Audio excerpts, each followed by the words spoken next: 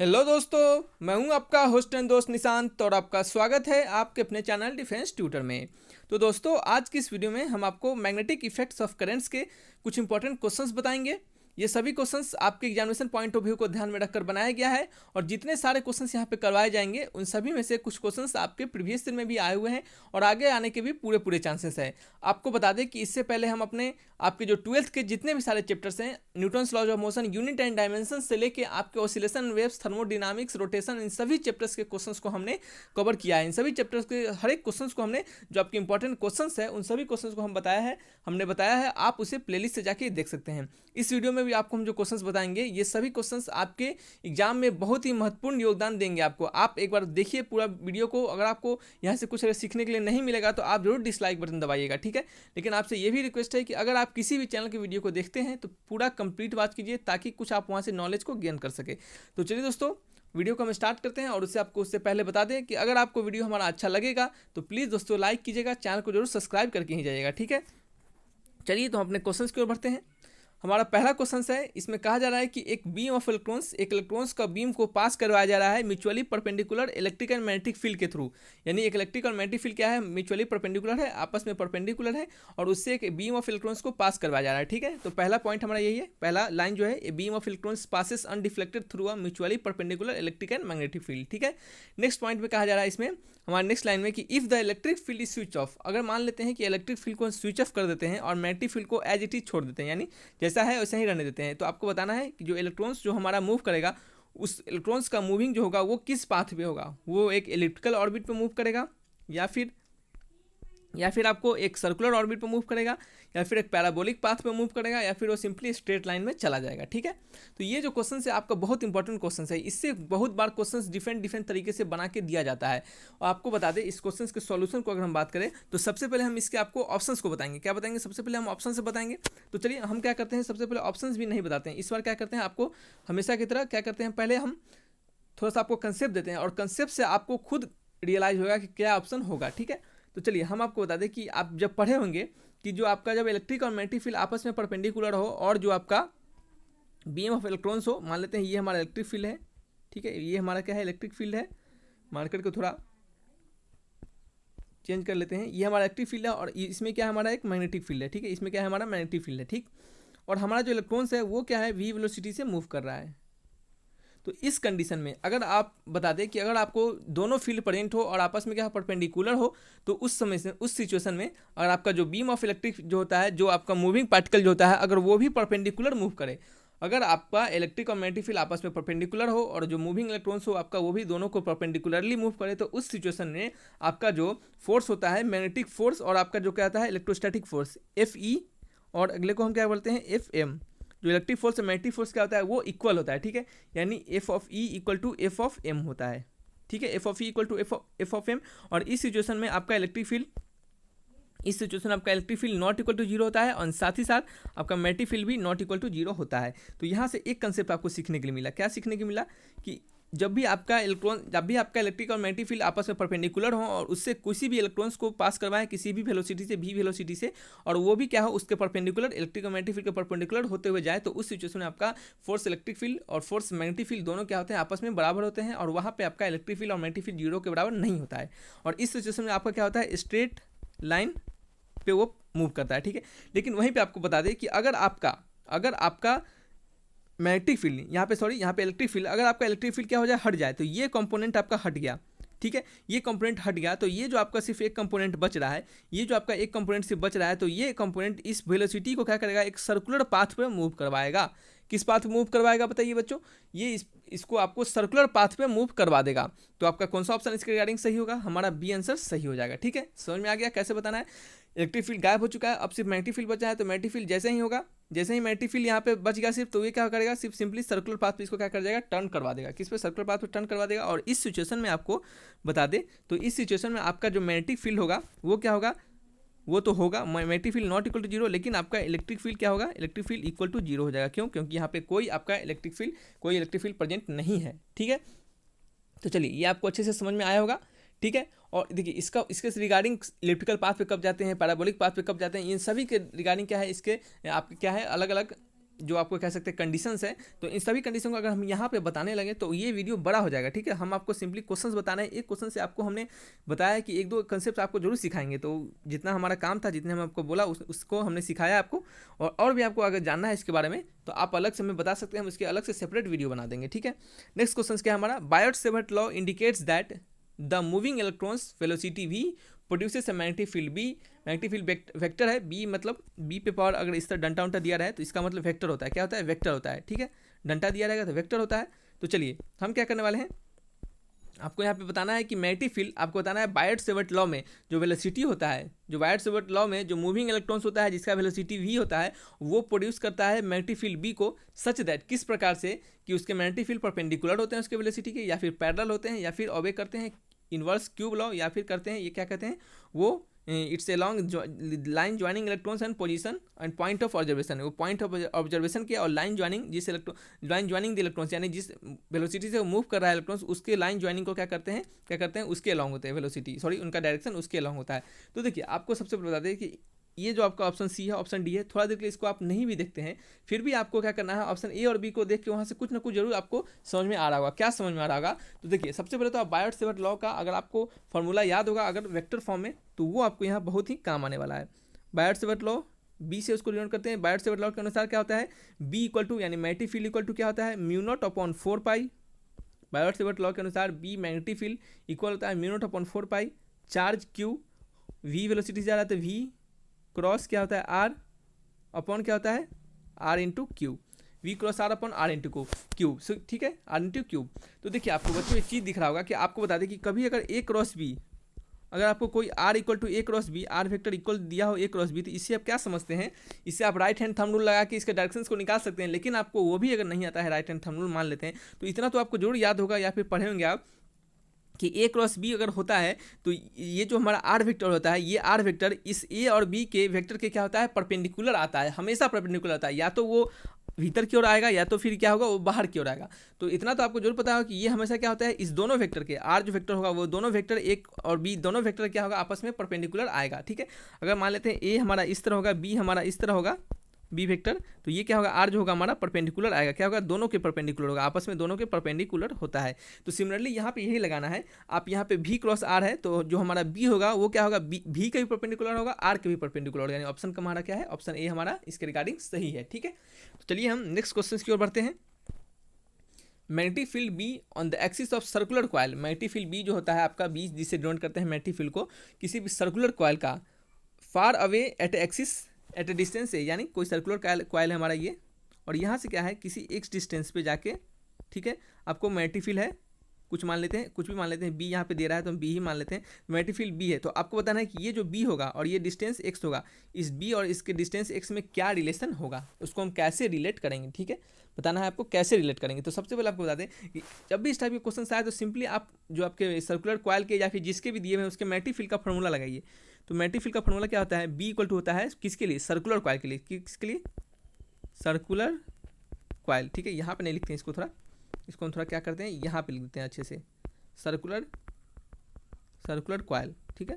आप इसको नोट कर रहे हैं तो नोट करते चलिए, अगर नहीं नोट कर रहे हैं सिंपली सुन भी रहे हैं तो आप सिंपली अच्छे से सुनिए, ध्यान से सुनिए, एक बार समझ नहीं आता है 2 बार देखिए, लेकिन आप पूरा वीडियो को देखिए, ठीक है।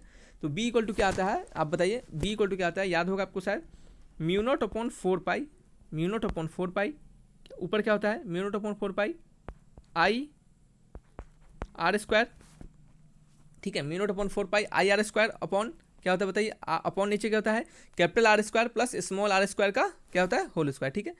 और उसको भी नहीं लिखे तो म्यू नॉट अपॉन 4 पाई आपका होता है, ऊपर क्या होता है, ऊपर इसके साथ 2 पाई के साथ मल्टीप्लिकेशन होता है 2 पाई के साथ, लेकिन हम क्या करते हैं इसको थोड़ा सा सुधार के लिखते हैं, क्या करते हैं थोड़ा अच्छे से लिखते हैं, ठीक है, थोड़ा अच्छे से लिखते हैं, जो आपको याद होगा, जो आपको लास्ट फार्मूला सब काट उठ के बताया गया होगा। तो म्यू नॉट अपॉन 2 क्या होता है, म्यू नॉट अपॉन 2 उसके साथ क्या होगा नीचे में capital R square plus small R square, जो कि यहाँ क्या है एक्स के बराबर है, जो कि क्या है एक्स के बराबर है, यहाँ पे हम एक्स लिख देते हैं, एक्स स्क्वायर पे पावर 3/2, और ऊपर क्या होता है आई इंटू आर स्क्वायर। और कभी कभी आपको फॉर्मूला में यहाँ पे एन देखने के लिए मिलता है, तो एन आपका क्या होता है नंबर ऑफ टर्न्स के बारे में बताता है, तो एन पे क्या करते हैं हम थोड़ा देर के लिए छोड़ देते हैं, ठीक है। तो क्या आपका फॉर्मूला हो गया mu naught upon 2 small R square plus capital R square पे पावर 3/2, और ऊपर क्या होगा आई आर स्क्वायर, ठीक है। Mu naught I R square upon 2 capital R square plus small R square, जहाँ पे एक्स है यहाँ पे स्मॉल आर के जगह पे एक्स स्क्वायर पे पावर 3/2। ठीक है, तो चलिए आपको क्या बताना है, आपको कैपिटल बी और एक्स में डिस्टेंस बताना है। ठीक है, कैपिटल बी और एक्स में डिस्टेंस अगर आपको बताना है तो मान लेते हैं बी। ठीक है, ये आपका क्या है, कांस्टेंट है, आई क्या है, करंट कांस्टेंट है, म्यू नॉट कांस्टेंट है, 2 कांस्टेंट है, आर भी कांस्टेंट है, तो ये क्या है, एक्स स्क्वायर भी कांस्टेंट है। तो हम क्या करते हैं, थोड़ी देर के लिए इसको हम क्या करते हैं, थोड़ी देर के लिए इसको हम भूला जाते हैं। ठीक है, इसको थोड़ी देर के लिए छोड़ देते हैं, मान लेते हैं इसको कुछ भी मान लेते हैं नेग्लिजिबल है इसके कंपेरिजन में। आपको क्या करना है, कंपेरिजन करना है, तो जब भी कंपेरिजन करना है तो आपको इसी तरह निकालना पड़ेगा। या तो अगर एक्सपेंडिंग करने का इसको आपको फंडा पता होगा तो वहाँ से भी आप निकाल सकते हैं, लेकिन अगर हमारे तरीके से चलिएगा तो मानते हैं इसको हम आर को क्या करते हैं, थोड़ी देर के लिए छोड़ देते हैं। क्या करते हैं, थोड़ी देर के लिए छोड़ देते हैं।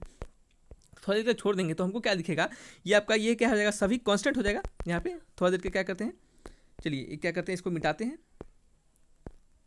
बी इक्वल टू क्या होगा आपको बताइए, इस सभी को हम क्या किए, सभी को हम क्या किए, थोड़ी देर के लिए निगलेक्ट कर दिए, थोड़ी देर के लिए हम निगलेक्ट कर दिए, तो हमारे सभी को के मानते हैं, अपॉन क्या हो जाएगा, एक्स स्क्वायर, इस पे पावर क्या हो जाएगा 3/2 हो जाएगा। ये अगर इसको नेगलेक्ट कर देंगे, जीरो मान लेंगे, तो ये क्या होगा, एक्स स्क्वायर पे पावर 3/2, एक 2 से 2 कट जाएगा, तो ये क्या होगा, के अपॉन एक्स क्यू। तो यहाँ से आपको अब दिख रहा होगा, अब अच्छे से एकदम सब क्लियर होगा, क्रिस्टल क्लियर, कि B inversely proportional to X Q, या फिर कहें बी डायरेक्टली प्रोपोर्शनल टू क्या हो गया, एक्स पावर -3। ठीक है, बी एक्स पावर -3, यानी क्या है, option A is the right answer. ठीक है, समझ में आ गया होगा कैसे बनाना है। आपको क्या करना है, जो भी चीज़ आप तो एक्सपेंडिंग से भी आप समझ सकते हैं, वहाँ से अगर एक्सपेंडिंग का फॉर्मूला पता है आपको, अच्छे से आप दिमाग लगा पाते हैं तो वहाँ से भी देख सकते हैं, नहीं तो जो हम आपको बताए हैं तरीका, उस पॉइंट से आप देखिए, आपको एकदम समझ में आएगा। ठीक है, चलिए नेक्स्ट क्वेश्चन की ओर बढ़ते हैं। Under the influence of uniform magnetic field a charge particle is moving in a circle of radius R with constant speed भी। तो आपको बताना है the time period of motion, जो उस मोशन का टाइम पीरियड होगा। जस्ट थोड़ी देर पहले हम आपको बताए थे कि इस कंडीशन में जो हमारा क्या होता है कि सिर्फ मैग्नेटिक फील्ड के प्रेजेंस में हमारा क्या होता है, बॉडी जो क्या होता है सर्कुलर पाथ पे चला जाता है, तो इसी सर्कुलर पाथ का आपको रेडियस पूछ रहा है। ठीक है, सॉरी दोस्तों, इसी पाथ का क्या पूछ रहा है आपको, रेडियस नहीं पूछ रहा है शायद, इसका क्या पूछ रहा है आपको, टाइम पीरियड पूछ रहा है। क्या पूछ रहा है आपका, टाइम पीरियड पूछ रहा है कि इसका टाइम पीरियड जो होगा, टाइम पीरियड जो मूव करेगा, जिससे जो सर्किल को कंप्लीट करेगा, उसका टाइम पीरियड कितना होगा, या फिर कहें वो किस पे डिपेंड करेगा, वो भी पे डिपेंड करेगा, आर पे डिपेंड करेगा, या फिर नहीं करेगा, किसी दोनों पे नहीं करेगा, या फिर किसी एक पे करेगा, तो ये आपको बताना है। ठीक है, तो यहाँ पे क्वेश्चंस को फिर से पढ़ते हैं हम। Under the influence of uniform magnetic field के प्रेजेंस में जो चार्ज पार्टिकल होते हैं वो मूव करते हैं, जो सर्कल में मैग्नेटिक फील्ड के प्रेजेंस में, वहाँ भी देखे थे सिर्फ मैग्नेटिक फील्ड था, जो सर्कल में मूव करते हैं उसका रेडियस आर है, इस भी वेलोसिटी से मूव करते हैं, तो आपको टाइम पीरियड बताना है। क्या बताना है आपको, टाइम पीरियड बताना है। ठीक है, तो देखिए आपने एक फॉर्मूला पढ़ा होगा कि जिसका रेडियस होता है, क्या होता है, रेडियस होता है mv अपॉन क्यूबी। ठीक है, रेडियस होता है mv अपॉन क्यूबी के बराबर। और ये रेडियस कहाँ से आता है, कैसे आता है, ये आपको हम यहाँ पे नहीं बताएंगे, क्योंकि हमको ये लेक्चर को इतना बताने लगे तो ये बड़ा हो जाएगा, लेकिन आपको थोड़ा सा हिंट देंगे। ये आपका आता है आर का वैल्यू सेंट्रीपिटल फोर्स को, अगर उस सर्किल पर चल रहा है, उस सर्किल के सेंट्रीपिटल फोर्स को अगर मैग्नेटिक फोर्स के बराबर कर देते हैं तो वहाँ से ये रिलेशन हमारा मिल जाता है। ठीक है, तो आपको ये R equal to mv upon Q B हो गया। ठीक है, टाइम पीरियड इक्वल टू क्या होता है, टाइम पीरियड इक्वल टू होता है 2π अपन, क्या होता है, टाइम पीरियड इक्वल टू 2π अपन ओमेगा। ठीक है, और ओमेगा का वैल्यू क्या होता है, ओमेगा इक्वल टू क्या होता है, बताइए ओमेगा का क्या होता है। चलिए ओमेगा अगर नहीं पता ओमेगा का वैल्यू तो आपको बता दे, वी का वैल्यू पता है, वी इक्वल टू होता है हमें आर इंटू ओमेगा। तो यहाँ से ओमेगा का वैल्यू क्या हो जाएगा, वी अपॉन आर। ठीक है, ओमेगा का वैल्यू निकल गया हमें वी अपॉन आर। चलिए हम क्या करने वाले अब 2π ओमेगा, यहाँ पे ओमेगा का वैल्यू डाल देंगे, 2π वी अपॉन क्या हो गया, ऊपर आर हो गया, तो टी इक्वल टू क्या हो गया, टी इक्वल टू क्या हो गया बताइए, टी इक्वल टू हो गया 2π अपॉन वी, और आर की जगह पे इसको पुट करेंगे M V upon Q into B. तो ये क्या हो गया 2π एम वी अपॉन वी से तो वी कट जाएगा, वी से तो वी हमारा कट जाएगा, तो यहाँ पे क्या हो गया बताइए, यहाँ पे क्या हो गया, वी से वी हट गया, तो 2π M upon Q into B. तो टाइम पीरियड क्या आ गया आपका 2π अपॉन क्यू इंटू बी, क्या आ गया 2π अपॉन क्यू इंटू बी आ गया। तो देखिए ऑप्शन को पढ़ते हैं, अब हम क्या करते हैं अपने ऑप्शन को पढ़ते हैं। पहला ऑप्शन है depending upon V not on R, क्या वी पे डिपेंड कर रहा है, पहला पे ऑप्शन डिपेंडिंग अपॉन वी, नहीं वी पे डिपेंड नहीं कर रहा है, नहीं आर पे डिपेंड कर, नॉट ऑन आर नहीं आर पे डिपेंड कर रहा है। ठीक है, डिपेंड अपॉन वी कर रहा है, वी पे डिपेंड कर रहा है, नहीं कर रहा है, यहाँ ऑप्शन गलत है। नेक्स्ट ऑप्शन क्या है, depend upon both R and V, R और वी का यहाँ पे तो नाम ही नहीं है, गलत है ऑप्शन। चलिए सी ऑप्शन क्या कह रहा है, is independent of both R and B, yes सही बात है, आपको ना ही रेडियस पे डिपेंड करा है ना ही उसके स्पीड पे डिपेंड करा है। देखिए इस जो आपका टाइम पीरियड का फॉर्मूला है, ये जो टाइम पीरियड का फॉर्मूला आपको बताइए, इस टाइम पीरियड के फॉर्मूला में कहीं पे भी आपको कहीं पे भी आपको बताइए आर और भी कहीं दिख रहा है आपको, बताइए तो कहीं दिख रहा है? नहीं दिख रहा है, हमें सिर्फ 2 पाई दिख रहा है, मास दिख रहा है और चार्ज दिख रहा है और मैग्नेटिक फील्ड दिख रहा है, यानी हमारा क्या है ऑप्शन सी हमारा क्या है सही ऑप्शन है। ठीक है, तो इस सबसे क्या करना है आपको क्वेश्चन को बनाना है। तो देखिए आर का जहाँ से आता है वो तो आपको बता दिए, लेकिन इतना आपको नहीं बता पाएंगे कि आर कहाँ से आता है। ठीक है, तो चलिए आर को बता दिए, लेकिन आपको जो हम आपको हिंट्स दिए हैं, अगर जो बच्चे पढ़े होंगे तो उनको अच्छे से एकदम समझ में आ गया होगा कि आखिर हम क्या बताएं आप कि आर कहाँ से आता है। सेंटीमीटर फोर्स को आपको मैग्नेटिक फोर्स के बराबर कर देना है और वहाँ से आपको क्या करना है आर का वैल्यू निकाल लेना है। ठीक है, तो चलिए टी इक्वल टू आपको पता चल गया 2 पाई/ओमेगा होता है, ओमेगा का वैल्यू क्या होता है V equal to R omega, तो ओमेगा को v/r कर दिया और यहाँ से डाल के टाइम पीरियड निकाल दिया और टाइम पीरियड देख लिए कि किस पे डिपेंड करता है या फिर नहीं करता है। ठीक है, नेक्स्ट क्वेश्चन की ओर बढ़ते हैं और आपसे दोस्तों रिक्वेस्ट है कि अगर आपको प्लीज़ वीडियो अच्छा लग रहा होगा तो लाइक कीजिएगा, चैनल को जरूर सब्सक्राइब करके ही जाइएगा। ठीक है, नेक्स्ट क्वेश्चन क्या है हमारा, if we double the radius of current carrying coil keeping the current unchange. अगर हम क्या करते हैं करंट कैरिंग कॉइल के रेडियस को क्या करते हैं अगर डबल करते हैं, if the double the radius of current carrying coil, और करंट कैरिंग कॉइल के रेडियस को क्या करते हैं अगर हम डबल कर देते हैं, उनके करंट को क्या करते हैं लेकिन फिक्स करते हैं, करंट को जैसा है वैसा ही रहने देते हैं। तो आपको बताना है कि उनके मैग्नेटिक फील्ड जो उसके सेंटर पे होगा, मैग्नेटिक फील्ड के सेंटर जो उनके सेंटर पर मैग्नेटिक फील्ड होगा उसका क्या इफेक्ट होगा, यानी उसमें क्या चेंजिंग आएगा। बताइए डबल हो जाएगा, 4 टाइम्स हो जाएगा, डबल हो जाएगा, रिमेंस अनचेंज होगा या फिर हाफ हो जाएगा। तो सबसे पहले बता दें आपको कि किसी भी सर्कुलर कॉइल का इस सेंटर पे आपका जो मैग्नेटिक फील्ड होता है वो क्या होता है, आप बताइए क्या होता है। वो होता है B इक्वल टू कहाँ पे सेंटर पे, BC लिख देते हैं थोड़ा, BC इक्वल टू क्या होता है बताइए μ0/2 I/, क्या होता है μ0/2 I/r, क्या होता है μ0/2 I/r। और यहाँ पे क्या कह रहा है radius of current carrying coil double, क्या कर दिया है उसको डबल कर दिया है। तो ये हमारा क्या हो गया μ0 r को क्या कर दिया हम r' को क्या कर दिए 2 टाइम्स ऑफ r कर दिए। ठीक है, हम क्या करने वाले हैं BC डैश यानी नया जो हमारा सेंटर पे मैग्नेटिक फील्ड बनेगा उसको क्या लिखेंगे μ0/2 I, r के जगह क्या कर देंगे r', और ये किसके बराबर हो गया μ0/I 2 इंटू r' के जगह क्या लिखेंगे 2 इंटू r। ठीक है, तो ये बताइए μ0/2 I/r और ये क्या हो गया अपन 1/2 हो गया, और ये किसके बराबर है ये हमारा BC के बराबर है। ठीक है, ये किसके बराबर है हमारा BC के बराबर है।